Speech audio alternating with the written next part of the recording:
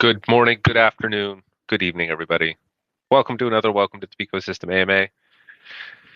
My name is James, and I'm happy to be hosting another AMA, the second one this week, because we've got yet another amazing DPIN that is going to be building in the ecosystem joining us today. Um, so you guys know, for those of you that have been around, have joined an AMA or two, you know that what we're going to do now is we're going to give everybody a couple of minutes to roll in, and it's a great opportunity for you to share this space. So retweet it on your accounts, share it in your Discords, bring it to your Telegram communities, gather your friends and family, your pets. Um, my dog has abandoned me, but let's see how many people we can get in here. Yeah, and we'll get this started in just a couple of minutes, probably sooner.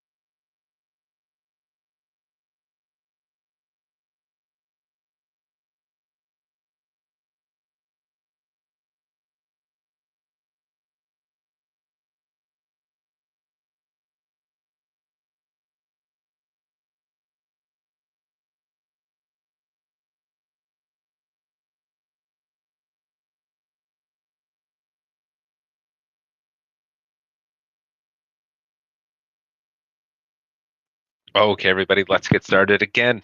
Welcome to the Peak System AMA. My name is James. I'm your host today. I'm the community manager at UT Labs and Peak Network, and I'm happy for everybody to join us.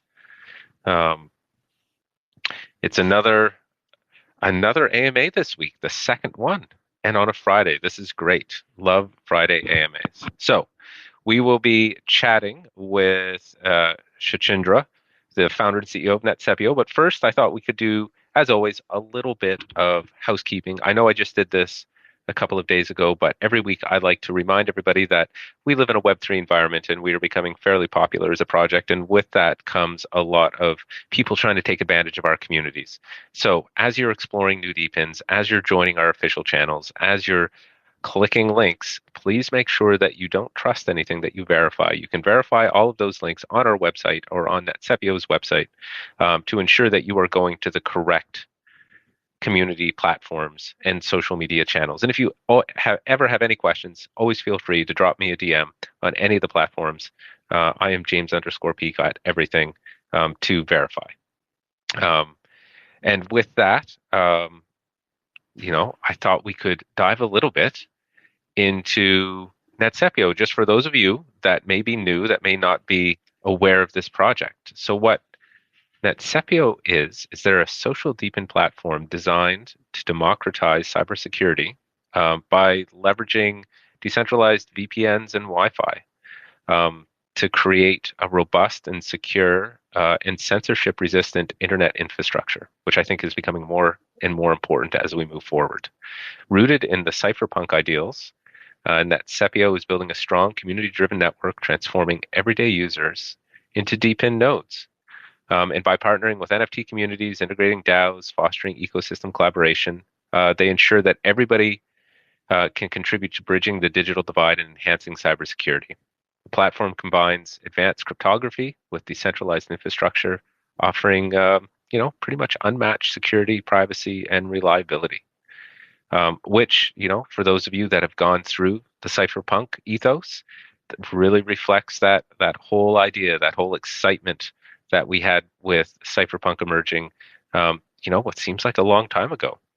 So through these efforts, NetCepio empowers users by providing uncensored access to a safer internet experience for all. I think something that we are, whether you know it or not, you should be passionate about this. It's something that I'm super excited to dive into and learn more about. And without further ado, I thought we can welcome now. I have to ask, did I get the pronunciation of your name correct? Yes, yes. Thanks for having me, James. I hope you can hear me all well and clear. Loud and Um, clear. It's perfect. Perfect, perfect. So yeah, I mean, it's amazing that I got opportunity to be here, and it's always nice to talk about what we are doing, how we'll be extending and furthering the cyberpunk ideals everywhere wherever we go. So with that, I really appreciate being here. Yeah, no, love the fact that you're here. I mean, I'm a fan of cyberpunk.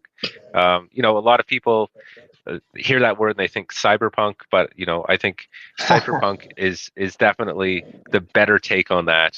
Living in a truly free digital society, where there is no censorship, and it is user owned and operated, is what I think of when I think about cyberpunk culture and ethos. And so it's a really fun take. It's a really fun way to look at what you guys are doing and what we're doing.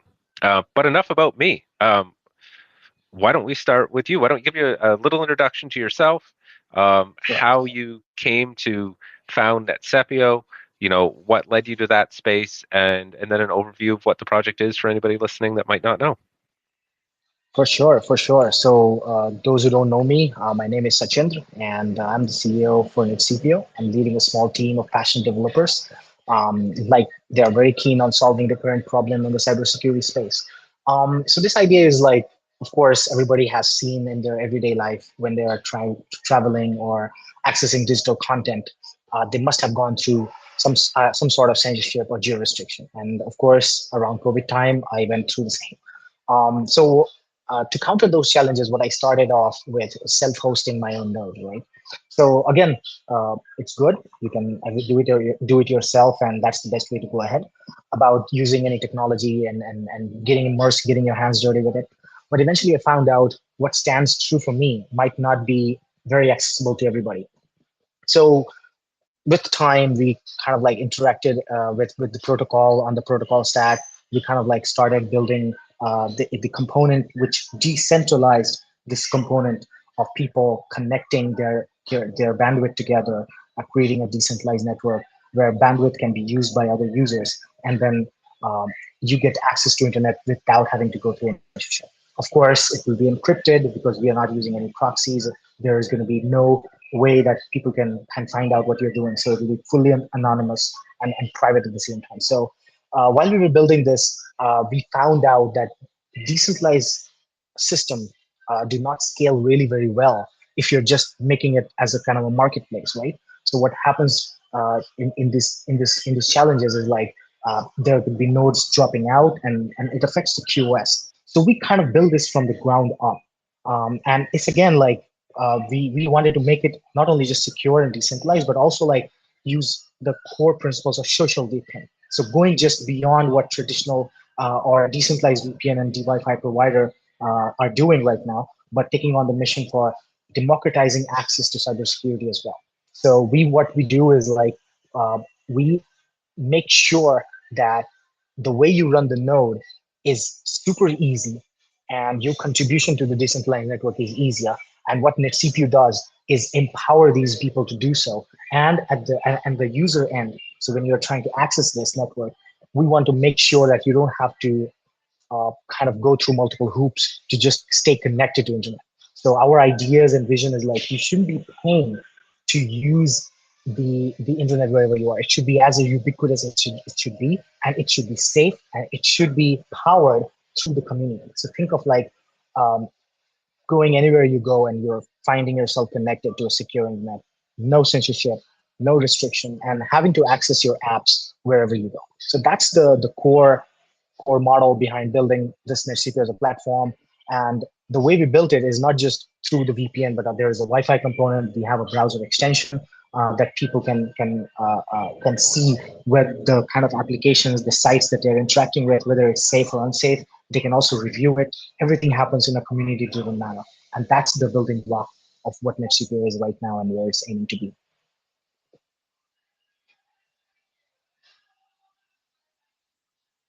Cool. Yeah, that is a kind of a holistic view of where we should be really already with connectivity. So really excited that you guys are thinking about that and helping us move towards that. And a little bit later, I have asterisks a couple of questions that I have about what is available now, because I know that by hanging out on your website and learning a little bit more, that there are definitely some things that users can do today to help interact and help grow that network. So we'll dive into that a little bit later. But I guess maybe the next question I have is if you could better kind of frame the problem, the Mhm. issue that you're providing a solution to, because I don't think a lot of people understand really the impact that having a centralized internet can have, and that kind of feeds into the what kind of impact are we going to see for on individuals as they adopt this decentralized um, networking and Wi-Fi connectivity, security, Right. so on. Sure, sure. So let me just summarize this into three parts, right? The first part is about having to access certain apps, or should I say, from a company standpoint, let's say I'm building an application, and that might face the threat of censorship or geo-restricted. The problem number one. So companies do a lot of different things to make sure their apps always available everywhere their users. Second problem is like about users on their on the distribution side, like when they were trying to use it, also face a lot of cyber attacks, scams, or should I say, when they travel, certain apps just stops working. And thirdly, in the deepen space, or if you say sharing economy as it becomes mainstream, you'll see like not a lot of platforms give you steady rewards, or should I say, the network is very strong for to use your apps. So in that problems, we aim to kind of like a bit little bit innovative. So we are a protocol. We create a protocol using which using SDKs, using which companies and individuals can build applications or make sure that apps are not censored. Because traditionally, the ethos of blockchain was like you could use blockchain and kind of bypass the censorship, right? You can bypass the middleman. But how many businesses are ready to start blockchain right away? Because it would be a big task to kind of like completely turn any Web 2 app to Web 3 just overnight. You can't do that. But through use of our protocol, you can enable a secure.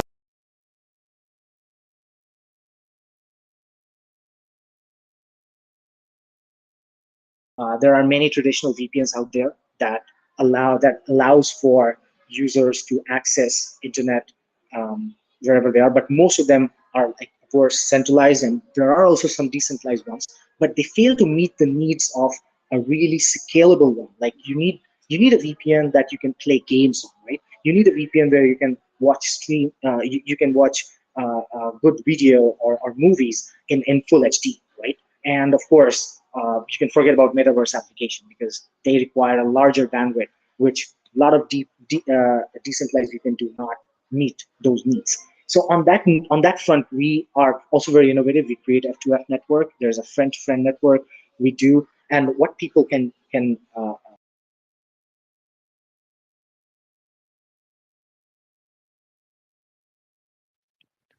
I think we lost you there. Are you with us? can you not hear me? Ah, you're back now. Yeah, you were just cutting in and out a little bit there. So Oh, is it? you were just So talking about the different networks that you've created for in the VPN. correct. So you can register your VPN node, you can register your Wi-Fi node, and you can ensure that users access favorite. So at the same time, they will be making sure that nobody can snoop into their activity, whatever they are doing online. You're trying to make, whether you're trying to access app or what. So all of these are possible, and we have a very clear subscription model that we enforce. So what happens is, like, you don't have to really worry about how much you use. So because a lot of traditional Web2 users make sure they don't really worry about how much pay as you go, right? So they like to know the upfront cost of in a month of the usage they're going to have to go that they're going to have to pay, and that's what we kind of like kick in.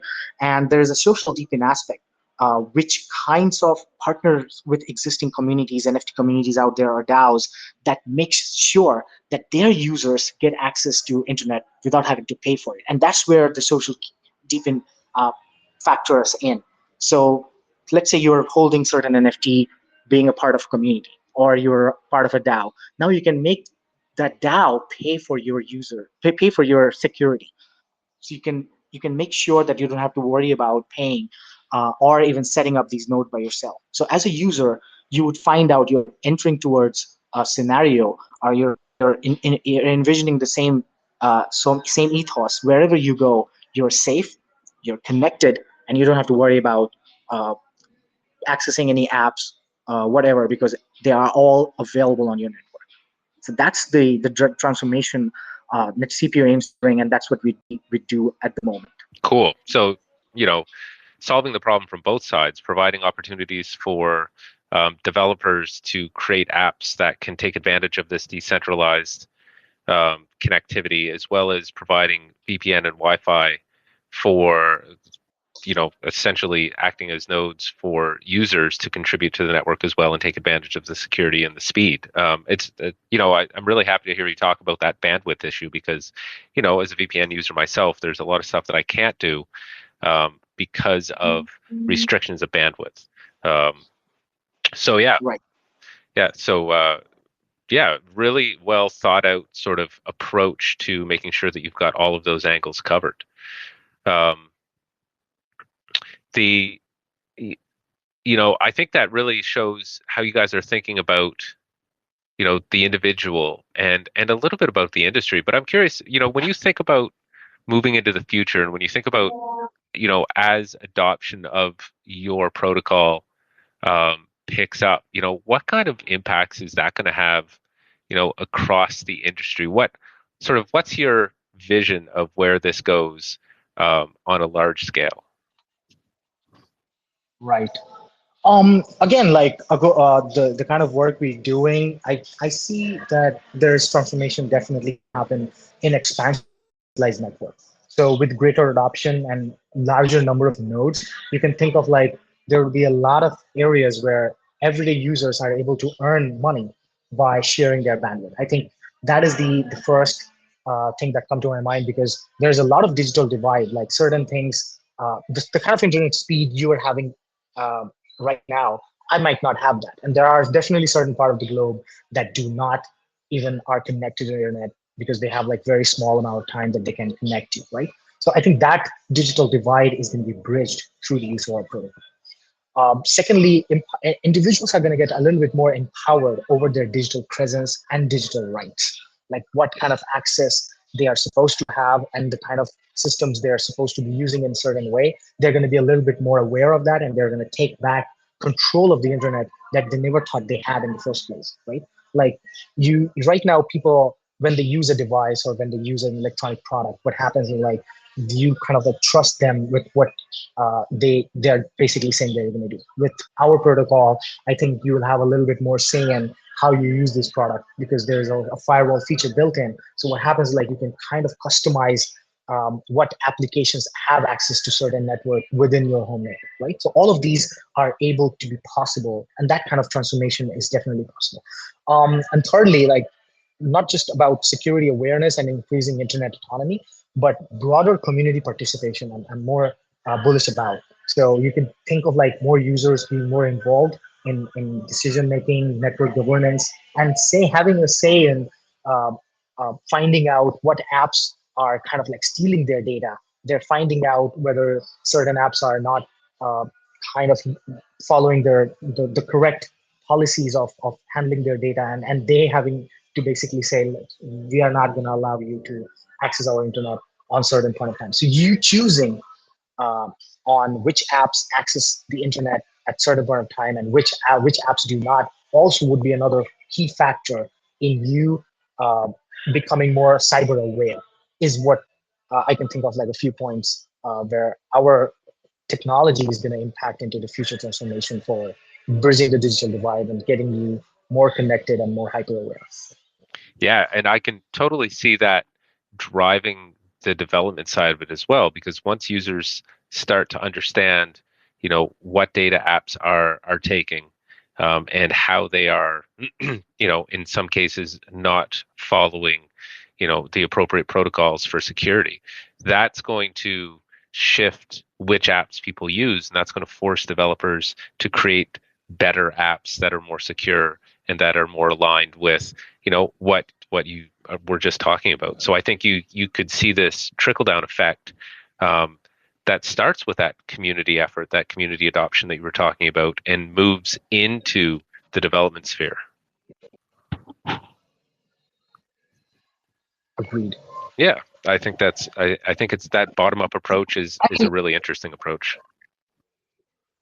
Also, like I would like to highlight here, like everything is what we are building is more from a protocol standpoint. So I mean, you will never feel that it's a vendor logged in system where you have to kind of like trust where we are going, where we are taking you. You have complete autonomy over rewriting our entire protocol in the language of your choice. You want to use it in a gaming app, whether you want to run it ad hoc based on your rules. So everything is basically defined by you. We have built it. I would say we've been building this for the last 3.5 years. And we have been, there was like a lot of effort spent in just doing research and development. Like a lot of users complains about whether if I share my bandwidth, would I get penalized because somebody uses it for malicious purposes? So we are now working on F2F network. So you can vouch who or whitelist who can basically access your network. So what we are essentially doing is through software or on a digital level, complete control over how you access internet. Of course, we are on the VPN and on the Wi-Fi level yet, on more on a decentralized landscape. But you can dictate terms on the network level itself as to how private you want to be, and how many apps can access your network, and where you would want to share your bandwidth. All of these things are going to come in, and you would see with the incentivization model kick in, a lot of more adoption is going to come in. I mean, let's be honest. A lot of people, when I talk about cybersecurity in general, is like, oh yeah, I mean, I only care about security when I have like a larger amount of money to kind of like protect. I mean, in general, I would say like it would be on the back of my mind. I would not be worried about unless there is a hack. So we are trying to make cybersecurity sexy again through use of our technology. You would see it in your day-to-day life, how your life is being improved while you're making passive money from it. And I would say that the majority of people don't really consider cybersecurity at all. They just get on their device, they do what they do, and they don't realize that they're, vulnerable to attack and vulnerable to having their data taken. So, I think providing that solution to people and framing it as a DPIN model, framing it as a, hey, you can contribute to this, you can download this and get rewarded for contributing, provides security to those that might not even understand it. So solving problems that people don't even know they have, which is great. So is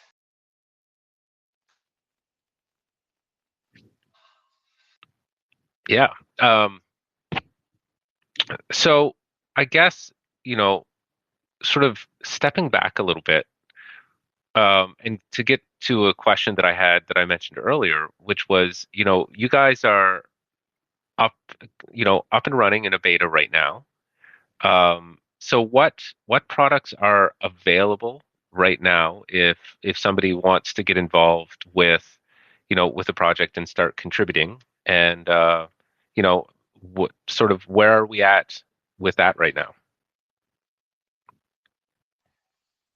sure. So initially, when we started off, we thought of like community-driven analysis on what apps, especially in the Web3 world, are like safe. Like there are a lot of campaigns that go reward airdrop campaigns that people somehow get to and they lose their money. So we started off with browser extension that protects you from these kind of attacks on a general level. Like understanding whether this link is safe or not is what we started off with.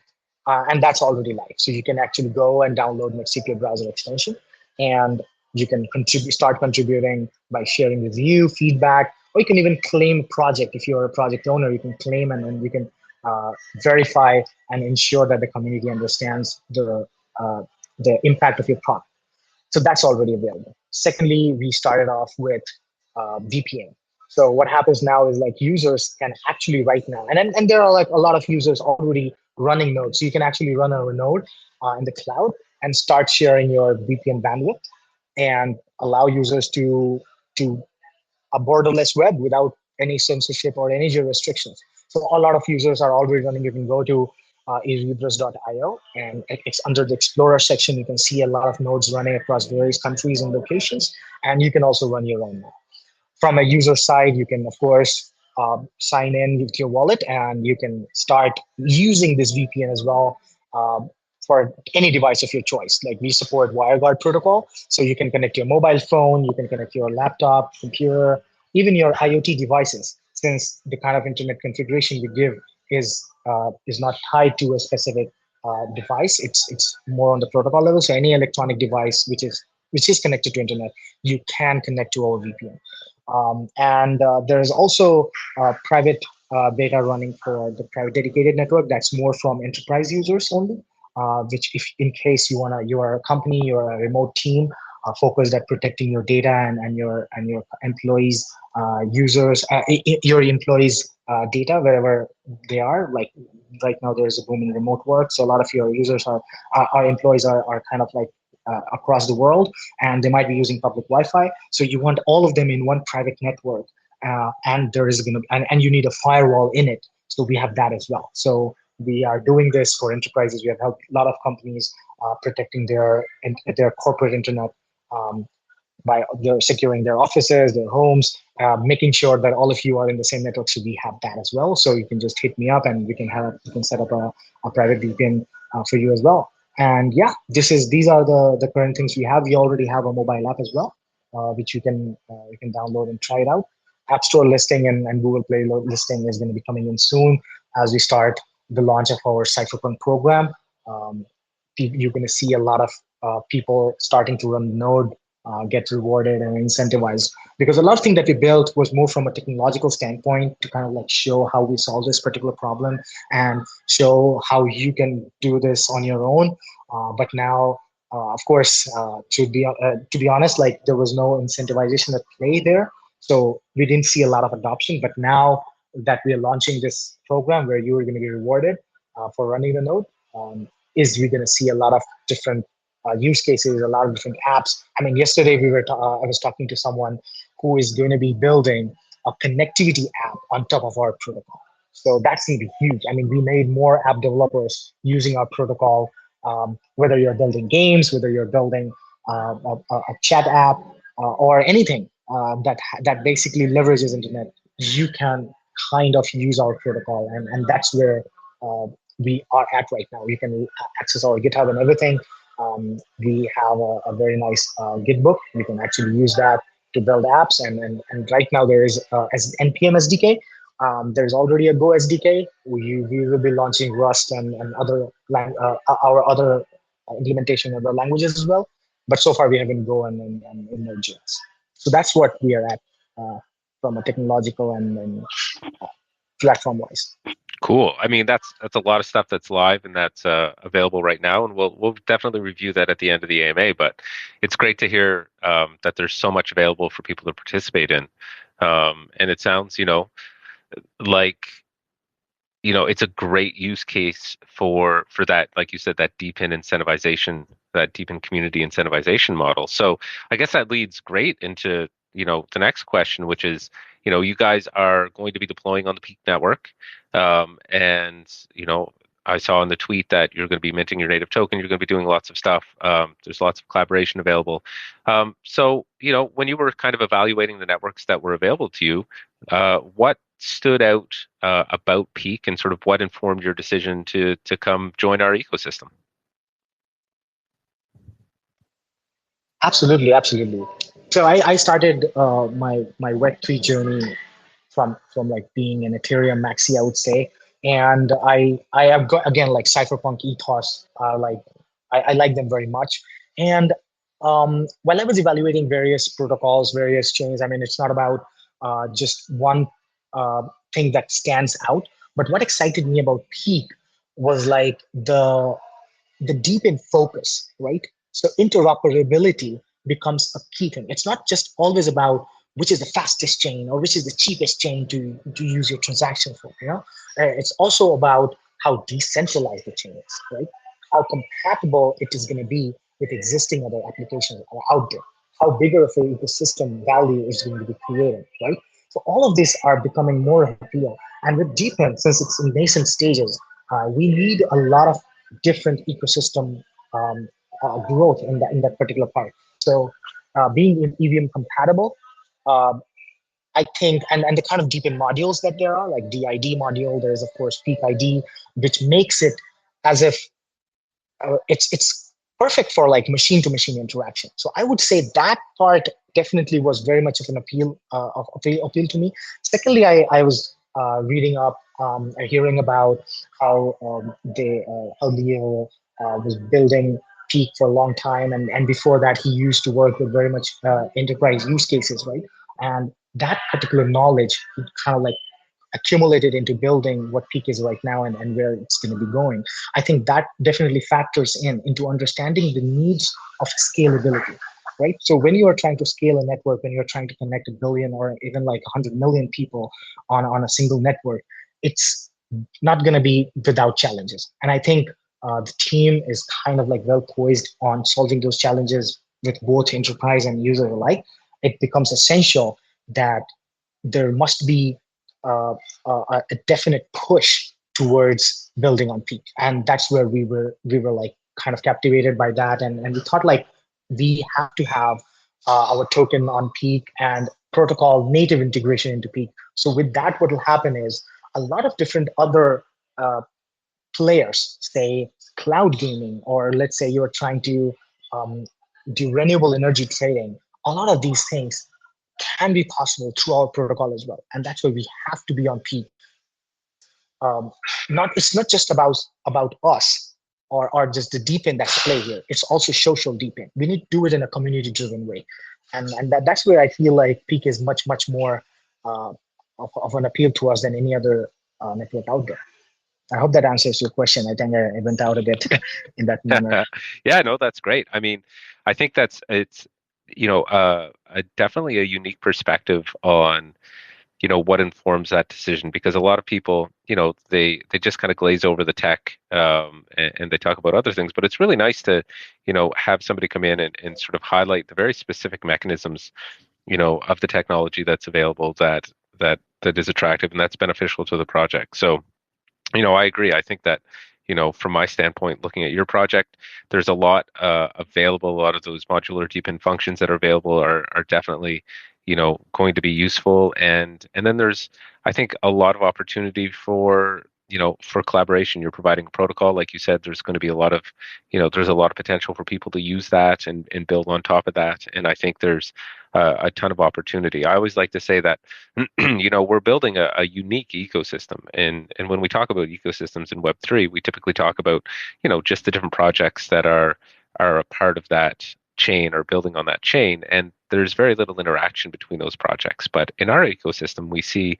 quite the opposite, where most of the projects that are building in our ecosystem are already collaborating and connecting with other projects, and we're creating this web of interconnectivity, where it's really lifting up the entire ecosystem. So it's really good to highlight that. And then we've always positioned ourselves not as a single language chain, but as a multi-chain project where we do have that EVM compatibility. We have compatibility with all sorts of other networks as well, because we think those features that you called out, especially the Peak ID, is really important to help drive the deep in space in general, and making that accessible to as many projects as possible allows that machine-to-machine communication to happen not only within our network but across different networks, which I think is really important as we grow the space and sort of try to address the issues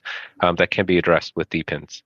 So yeah, no, I think I couldn't agree more, and I think that's a great answer. Um, one thing that I was kind of interested to get your opinion on, though, is we talk about how you know peak is sort of driving some technology and driving some changes in the space. Given sort of what you know today and where you've come from, um, where do you think DeepIn in general is headed in the future? And what kind of impact do you see that having, not only sort of from a broad scale, but on your project? Sure, yeah, I would definitely like to share my insight. I mean, from a technological standpoint, I would say things are going to be scalable as more and more people connect to internet, and start using the application. You would see that centralization would definitely uh, be somehow becoming a bottleneck, and with DeepIn, they're going to become more scalable with the use of AI and IoT. There's a lot of different applications are going to be using um, for enhancing themselves in a periodic time, or even in a scalable manner for sure. There's going to be a lot more focus on data security, because what decentralized word basically means, like, a lot of people are going to be able to understand what's going behind the scenes. They will be having more access to these protocols and applications that they never had in the first place. There's going to be a rise in governance, and of course data security is going to be up. So that these and of course, like, economic participation, like economic incentivization, the way people also interact with technology is going to be changed, uh, because there are a lot of people want to join the network, not just to earn money, but also like to kind of enhance their communities. So these are from technological aspect, but I can see, since I did very long research when I was in my college about smart cities. I think that reality is going to be coming in very soon. I think it's in some manner we're already experiencing it in various silos, but I think it's going to be in a way where we are completely interconnected. Renewable energy, um, cybersecurity, the way it's going to be democratized, having access to a self-driven car, taking your places, with you having to focus on things that you really care about, is, I think, is going to be more and more possible with more and more industry adoption and more project coming in the deep space. Supply chain and logistics are going to be much more streamlined. You can forget about your shipment getting lost in the way, and having more visibility into the space. I think environmental monitoring is something I was also working on at some point of time. I think you'll have more real time information about the kind of situation you're going to be in when you are traveling or where you are at. And lastly, which is, of course, one of the tenets of connectivity, telecommunication. I think that is definitely awaiting disruption. I think wherever we go, every country you land in, you have to now go for finding out a SIM card or register your eSIM. I think I am definitely waiting, or should I say, awaiting a time either through our protocol or through the just use of DeepIn. We go anywhere, we don't have to really worry about getting a new SIM card or finding out which Wi-Fi to connect to. You go everywhere, it's connected. So I think that's eventually going to happen. It's not a utopian dream anymore. I think or at least I yearn to make that thing possible in some manner or some way. Yeah, I couldn't agree more. I think as we move forward, as we see more, I like to phrase it as we see more solutions to what we consider to be everyday problems that are being presented through DeepIn, you can start to see that vision sort of gel into a clear picture. And smart cities are an excellent example of this. And I know that we've had several conversations with people who have that same opinion and that same vision. And we've even talked to some people who are in the process of trying to build that themselves. And so it's really, I think exciting and really motivating to think about where we could be, in a short amount of time, relative to technology in a short amount of time, with smart cities and with people being able to provide these solutions and contribute back to society in these ways. And you say, it's no longer a utopian society; it's something that we can see. But I think part of becoming that utopian society that we all dream about. Going back to cypherpunk, right? That's exactly what it was about. It was about creating these societies where we're able to leverage and take advantage of the digital freedom, of the freedom that this technology can provide us. Um, so I couldn't agree more. Personally, I really hope that I see it in a couple of years, but I know it's going to be a lot longer than that. But we're taking the Yeah, correct steps. I think we're going in the right direction. absolutely. I see that a lot of different companies are also making their own play at it. So I think the idea is to make things easier, simpler, and more better.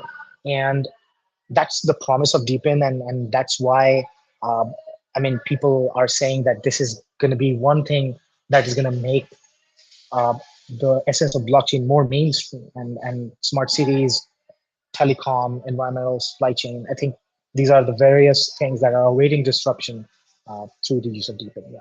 Yeah, and prior to this, I hosted an AMA in one of our community channels, and that was exactly something that we talked about was the fact that when we talked about mass adoption 5 years ago, 7 years ago, 10 years ago, we were talking about something completely different. There were projects, that were very early into the space, like Demo and Helium that kind of saw this vision years and years ago. But for the most part, we were talking about bringing people into a Web3 environment, bringing them into that, and luring them with, the promise of economic freedom. And economic freedom is great, but I think what we're seeing today is that we have now expanded that model, and we're talking about all kinds of different freedoms, all levels of freedom, freedom of connectivity, freedom of transportation, freedom to own and regulate where the data that you generate goes. And when I think about the future and quote unquote mass adoption, I couldn't agree more. I think about this as us leveraging the power of blockchain and creating these applications that solve real world problems, and then having people in the real world, what we would, I think, say as Web 2 users, or even Web 1 users, have these people use these applications and use these technologies because it makes their life better and it makes their community better and it makes everything better. And those technologies being built on Web3, that's mass adoption in my mind, and that's what we're starting to see. Projects like yourself and other projects in the space that are already doing this in the early stages. As you grow, as more people take advantage of the solutions that you're providing, we're going to see it happen. It's going to happen. Absolutely, absolutely. Yeah. I mean, this has been great. I think, you've been able to really sort of clarify, the issues that you're tackling, how you're tackling them, how it's, available for people to get involved with right now. But I thought maybe we could take the last couple of minutes just to kind of give you a little space to talk about sort of what's coming up next with the project. I know you've got some, we've already talked about some really big things. Maybe reiterate the big things and tell us, if you. I always like to ask the question: if you have any alpha, now's a good time to drop it.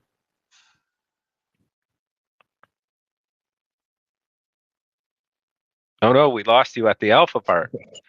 Okay. Yeah, yeah. Oh, is it? Okay, okay. Sorry about that. I guess there's something acting up on Twitter or on my end.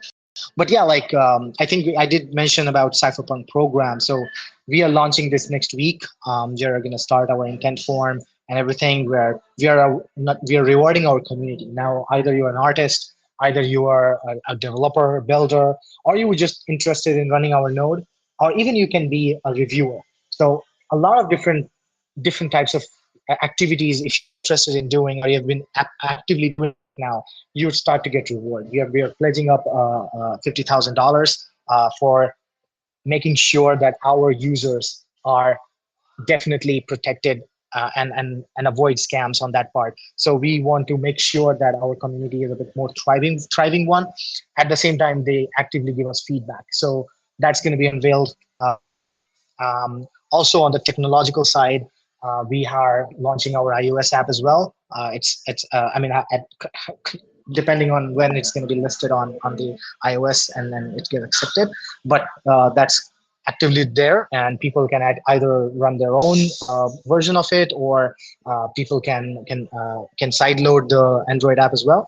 Thirdly, on the firewall part, so we are going to be launching a private network. So what's going to happen in the private network is it is more enterprise focused. So let's say you have a company, or you would like to protect your entire home, or should I say your family, being all in one network. So let's say you are in your home, and now you travel to some different part of the world, and you are you would be as if you are connected to the same home network as well. So that's going to be coming in. So a dedicated VPN network powered by a firewall is going to be kicking in.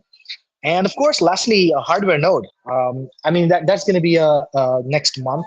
I think through our post, you would have seen that we are working on our hardware device, Wi-Fi 7 compatible routers. So you could see that becoming more production ready in next month, where you can start testing it out. We'll be shipping some of them to our early adopters, and there's also a small miniature device, because we don't want to just shove up another device, another router that you have to kind of use to earn.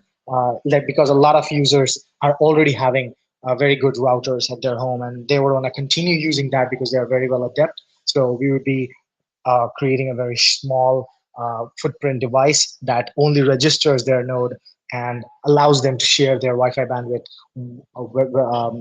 whatever kind of device they are currently having. So all of these things are going to be coming in with start from Cypherpunk program to decentralized firewall, dedicated VPN, and the hardware nodes from now in the next 30 days.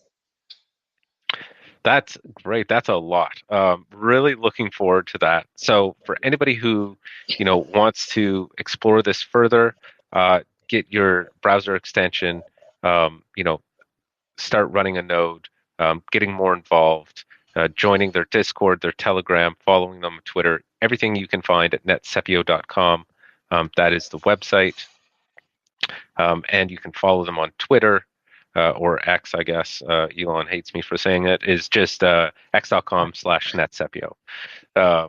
So yeah, this is another great project. You guys know that I love talking to the best projects that we have, which is a lot. But I always encourage everybody to take the time, at least at the minimum, to support these projects by following them on their social media, and keeping informed. I know, I've got the browser extension download queued up. So I'll definitely be contributing to the network, and I look forward. I look forward to seeing how you grow, how this project grows, and being able to check in on a regular basis and getting those updates. So thank you very much for taking the time to join us today. Thanks. It is completely, and I definitely feel a little bit more informed and understanding about how thriving ecosystem of Peak is becoming right now, and I'm very, very happy to be a part of it. Thank you for having me here. Yeah, no problem. I mean, we're excited that you're joining the ecosystem, and like I said, look forward to seeing your growth and expansion. And I look forward to having you back on. This has been a great AMA. It's been really informative. I've really enjoyed it. So, and as always, to the audience out there, thank you very much for taking the time out of your day to listen to us. I know some of you listened to me for an hour before in our Discord and then moved over to this. So, without our community, we'd just be talking to ourselves. So I really appreciate the fact that you guys do take time out of your day every time we have an AMA to come in and listen and learn. And if you have any questions, feel free to reach out to either one of us on our social medias or jump into the channels and ask any questions you have. And we'll be doing this again very soon. Okay. Again, thanks everybody. Thanks, for joining. Thanks, Shashindra, for talking to us today. And we will speak again very soon.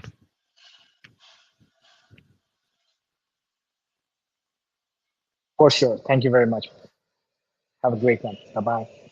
Okay. Bye-bye.